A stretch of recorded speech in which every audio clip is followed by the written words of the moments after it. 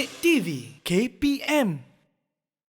Okey, kita sambung kepada kata kunci yang kelima dan yang keenam, kata kunci yang terakhir iaitu berikan perbezaan ataupun persamaan dan perbezaan, dan kata kunci yang keenam susun semula, kelompokkan perkataan dan tukarkan dialog.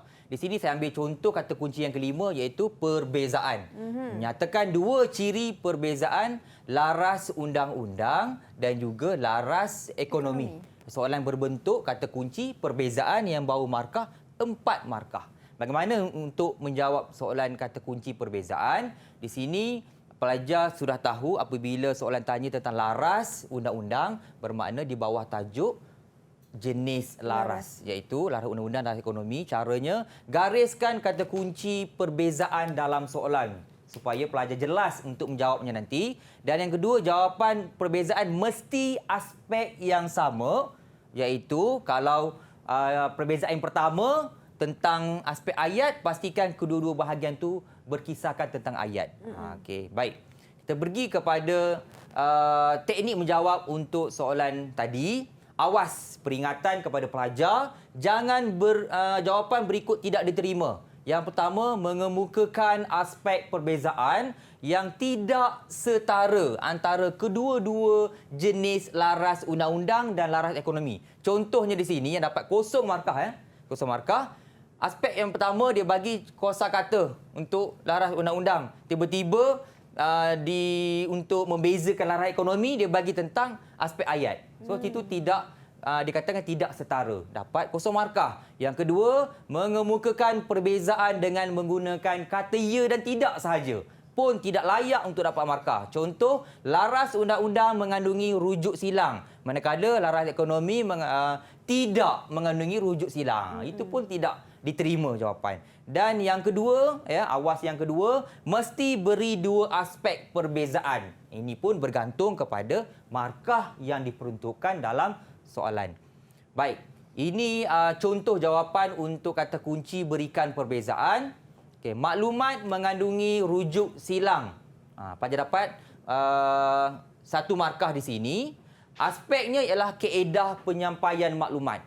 Bagaimana yang dikatakan selari tadi itu dengan nak membezakan laras ekonomi. Kat sini nampak, maklumat disampaikan secara tersusun, jelas dan eksplisit. Nampak? Dua aspek sama. Bagaimana kaedah penyampaian maklumat dalam laras undang-undang? Bagaimana kaedah penyampaian maklumat dan laras ekonomi? Dan kata kunci sini paling penting ialah pastikan guna kata yang sama dalam kedua-dua aspek perbezaan. Nampak di sini, maklumat ada perkataan di kolom laras undang-undang dan laras ekonomi pun ada perkataan maklumat.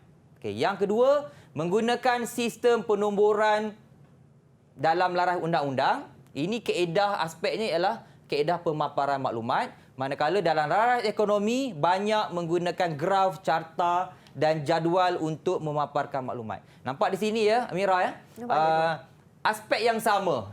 Walaupun yang diberi ada dua, tapi aspek yang sama untuk membezakan laras undang-undang dengan laras ekonomi. Perkataannya pun juga sama. Menggunakan. Di situ. Baik, kita pergi kepada kata kunci yang keenam, susun semula. Saya pilih susun semula soalan tahun 2018. Di sini kita baca soalan dahulu baru baca petikan. Okey, susun semula ayat-ayat di atas bagi menghasilkan satu wacana dengan satu teknik penyampaian idea yang betul. Markah yang diperuntukkan ialah 4 markah. Kita lihat soalan. Ayat 1, MPOB sentiasa berusaha untuk menangani isu-isu pengeluaran minyak sawit, terutamanya isu kemapanan yang sering dibangkitkan pada peringkat antarabangsa. Ayat yang kedua, Malaysia nampaknya bersiap sedia untuk menjadi pengeluar terbesar minyak sawit berkualiti tinggi di dunia menjelang tahun 2020. Ayat ketiga, Ketua Pengarah Lembaga Minyak Sawit MPOB berkata, MPOB berusaha untuk meneruskan penyelidikan dan pembangunan R&D dan lebih inovatif pada masa hadapan. Dan ayat yang keempat dalam petikan ini, MPOB akan menjalankan pelbagai langkah strategik bagi meningkatkan produktiviti dan menambah baik amalan pengeluaran produk tambahan nilai. Di sini pelajar kena susun mengikut teknik penyampaian idea yang sesuai. Okey, bagaimana cara nak menjawab? Yang pertama, pelajar perlu susun dan menyalin ayat itu membentuk satu wacana. Kena salin balik, susun berdasarkan ayat-ayat yang diberi. Yang kedua, ingat formula, teknik penyampaian idea. Tadi saya katakan, kalau terlupa teknik penyampaian idea, tengok akronim pada perkataan idea itu. Induktif, deduktif, elektik dan analogi. Okey. Dan yang ketiga, kenal pasti penyataan umum dalam setiap ayat.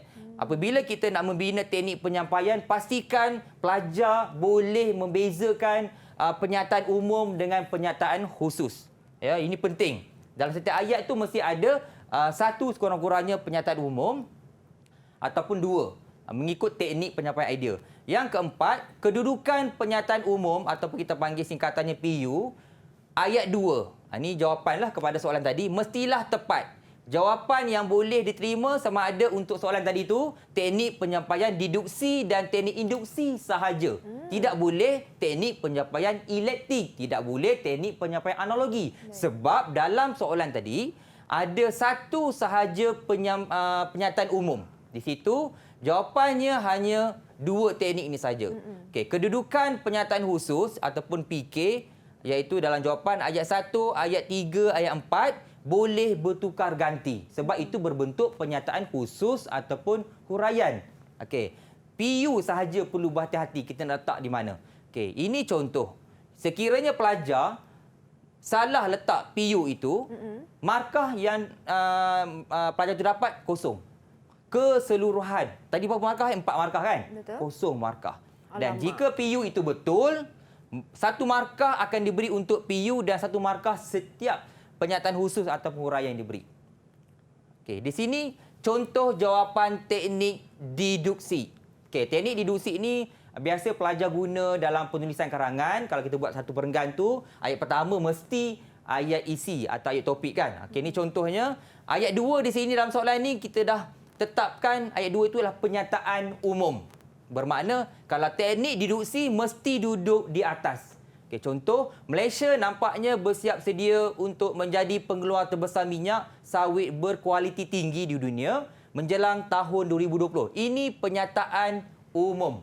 Sebab kalau kita ayat pun secara umum kan? Betul. Okey, bagaimana Malaysia dikatakan pengeluar terbesar minyak? Huraiannya ialah ayat 3. Ketua Pengarah Lembaga Minyak Sawit MPOB berkata, MPOB berusaha untuk meneruskan penyelidikan dan pembangunan dan lebih inovatif pada masa hadapan. Itu caranya. Okay, huraian lagi merujuk kepada penyataan umum. MPOB juga sentiasa berusaha untuk menangani isu-isu pengeluaran minyak sawit, terutamanya isu kemampanan yang sering dibangkitkan pada peringkat antarabangsa. Dan akhir sekali, penyataan khusus juga. Ini penyataan khusus.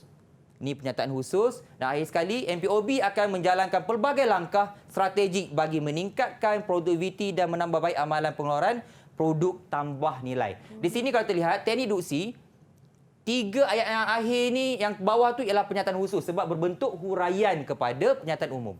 Okey, ini teknik deduksi. Okey. Contoh jawapan teknik induksi pula. Okey, hanya tukar sahaja. Sekiranya pelajar tahu formula teknik deduksi iaitu bermula dengan penyataan umum diikuti dengan penyataan khusus. Apabila teknik induksi tukar penyataan khusus kepada penyataan umum. Tadi penyataan umum dalam ayat kedua, bermakna letak di bawah. Di bawah. So huraiannya letak di atas yang mana ayat 4, ayat 3, ayat 1. Ataupun kita nak letak ayat 3 di atas ke ayat 4 di ayat yang ketiga pun boleh. Asalkan sebab dia merupakan penyataan khusus di situ. Okey. Perlu ke baca sini huraian tadi saya baca? Tak apa cikgu. Tak apa ya. Tak apa. Cumanya sini pelajar perlu tahu teknik induksi ini sekiranya pelajar mengetahui konsep teknik deduksi, letak sahaja penyataan umum tu di bahagian bawah. Kita lihat sini nampak ya. Malaysia nampaknya bersiap sedia untuk menjadi pengeluar terbesar minyak sawit berkualiti tinggi di dunia menjelang tahun 2020. Dia tukar tempat lah cikgu. Tukar tempat sahaja. Daripada atas ke bawah. Ya, yang penting sini sekali Mira, pelajar perlu tahu penyataan umum. Apabila pelajar dapat menguasai penyataan umum, penyataan khusus tu dia boleh letak di mana-mana tempat. Betul. Pastikan pelajar menulis dalam bentuk wacana. Tidak boleh tulis nombor walaupun ayat ni ditulis nombor kan. Ayat 4, ayat 3 tak boleh. Ayat 4 tambah ayat 3, ayat 1 tak boleh. Kena sebab kata kuncinya susun semula. Bila susun semula, kita kena salin semula, buat dalam bentuk ayat supaya jadi wacana yang utuh. Ya. Cikgu, satu soalan saya nak tanya cikgu. Maksudnya cikgu untuk penyertaan umum ni dia hanya satu ayat sahaja ke cikgu? Satu ayat. Bergantung kepada soalan. Ada juga boleh jadi teknik yang contohnya teknik elektik. Teknik elektik memerlukan ada penegasan yang berupa macam penyertaan umum tu. Baik. Kebiasaannya penyertaan umum tu satulah sebab dia berbentuk macam usul kan. Idea. Okey. Alhamdulillah selesai cikgu. Ya, ringan sikit saya punya kunci di sini. Kurang-kurangnya saya harapkan pada hari ini pelajar dapat menguasai cara bagaimana nak menjawab kertas bahagian B ini. Kan, dengan 6 kata kunci yang Cikgu Hanif telah terangkan sebentar tadi. Sedikit tips Cikgu kepada pelajar STPM di luar sana untuk mereka lebih mahir bagi mata pelajaran kita pada hari ini. Silakan. Baik, untuk bahagian B, bahagian B saya harap pelajar faham kehendak soalan yang pertama. Sekiranya soalan minta bina wacana, pasti bina wacana. Sekiranya bina wacana berdasarkan retorik ke, laras ke, pastikan mengikut patah perkataan yang diperuntukkan. Sekiranya lebih, bermakna ayat yang di hujung tu yang melebihi 40 ke 50 tu, bergantung kepada soalan, tidak dibaca. Dan yang ketiga, pastikan sekiranya soalan membina wacana berdasarkan ciri yang ada dalam petikan, pastikan pelajar bina wacana berdasarkan ciri yang diberi di atas. Jangan memberi ciri yang lain. Lepas itu, pastikan bila menjawab, pastikan mengikut markah yang diperuntukkan. Mengikut markah kan cikgu? Markah, jangan kita faham pelajar dia excited, dia nak jawab kan soalan struktur, tapi dia tak ikut kata kunci, kita sayang kat situ. Betul. Sebab kertas 3 ni merupakan kertas yang terakhir dalam subjek bahasa Melayu. Betul. Dan pelajar pun kena orang kata cakna dengan masa juga. Cakna dengan masa, mengurus masa, cara menjawab, ada bahagian A, bahagian B, kena menguruskan. Saya rasa sempat Mira sebab ada berapa minggu lagi, masih lagi pelajar berpeluang untuk mengulang kaji lagi.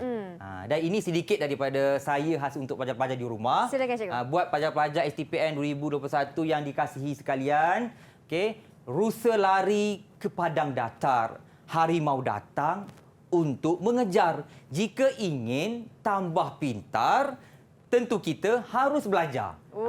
Selamat menduduki peperiksaan kepada pelajar di luar sana. Dan saya yakin ya Amira, di luar sana pastinya ada guru juga yang menonton yang untuk memberi semangat kepada pelajar-pelajar pada hari ini. Didik TV KPM